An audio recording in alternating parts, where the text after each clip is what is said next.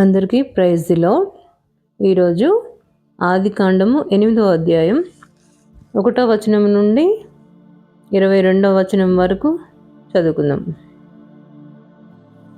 దేవుడు నోవహును అతనితో కూడా ఓడలోనున్న సమస్త జంతువులను సమస్త పశువులను జ్ఞాపకం చేసుకొనెను. దేవుడు భూమి మీద వాయువు విసురునట్లు చేయుట వలన నీళ్లు తగ్గిపోయెను. అగాధ జలముల ఊటులను ఆకాశపు తూములను మూయబడెను. ఆకాశం నుండి కురియుచున్న ప్రచండ వర్షము నిలిచిపోయెను. అప్పుడు నీళ్లు భూమి మీద నుండి క్రమక్రమముగా తీసిపోవచుండెను. 150 దినములైన తరువాత నీళ్లు తగ్గిపోగా 7వ నెల 17వ దినమున ఓడ ఆరారాతు కొండల మీద నిలిచెను. నీళ్లు 10వ నెల వరకు క్రమముగా తగ్గుచూ వచ్చెను.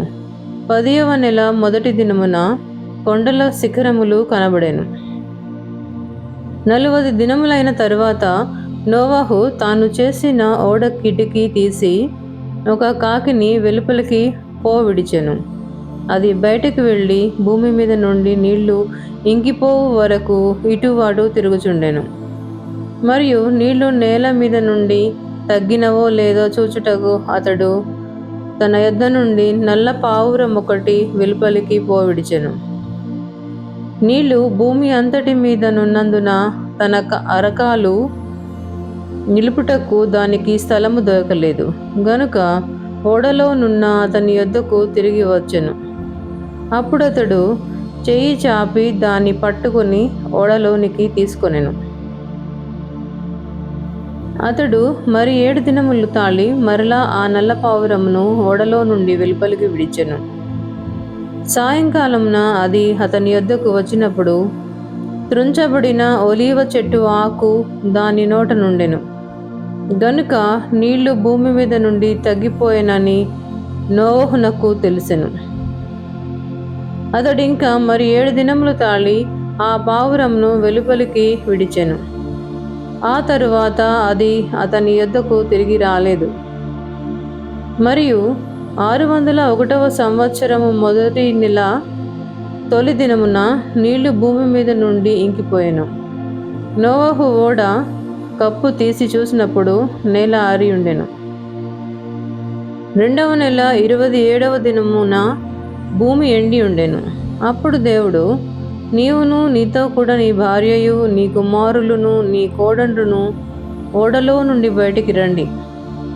పక్షులు పశువులు భూమి మీద ప్రాకు ప్రతి జాతి పురుగులు మొదలైన సమస్త శరీరులలో నీతో కూడానున్న ప్రతి జంతువును వెంటబెట్టుకొని వెలుపలికి రావలెను. అవి భూమి మీద బహుగా విస్తరించి భూమి మీద ఫలించి అభివృద్ధి పొందవలెనని నోవహుతో చెప్పెను. కాబట్టి నోవహును అతనితో కూడా అతని కుమారులను అతని భార్యయు అతని కోడండ్రును బయటికి వచ్చిరి. ప్రతి జంతువును ప్రాకు ప్రతి పురుగును ప్రతి పిట్టయు భూమి మీద సంచరించున్నవన్నీయు వాటి వాటి జాతుల చొప్పున ఆ ఓడలో నుండి బయటికి వచ్చెను. అప్పుడు నోవహు యెహోవాకు బలిపీఠము కట్టి పవిత్ర పశువులన్నిటిలోనూ పవిత్ర పక్షులన్నిటిలోనూ కొన్ని తీసి ఆ బలిపీఠము మీద దహన బలి అర్పించెను. అప్పుడు యెహోవా ఇంపైన సువాసన నాగ్రాణించి ఇక మీదట నరులను బట్టి భూమిని మరలా శపించెను. ఎందుకనగా నరుల హృదయాలోచన వారి బాల్యము నుండి చెడ్డది. నేను ఇప్పుడు చేసిన ప్రకారముగా ఇకను సమస్త జీవులను సంహరింపను. భూమి నిలిచి ఉన్నంత వరకు వెదకాలమును కోతకాలమును శీతోష్ణములను వేసవి శీతాకాలములను రాత్రింబగళ్ళును ఉండక మానవని తన హృదయములో అనుకొనెను.